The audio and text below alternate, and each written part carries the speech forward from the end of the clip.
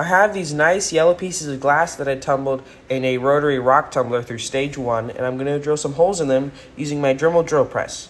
It took about 17 minutes and 20 seconds to drill through them all, with the thinner ones taking about 40 seconds or 50 seconds, and the thicker ones varying from 2 minutes to 5 minutes.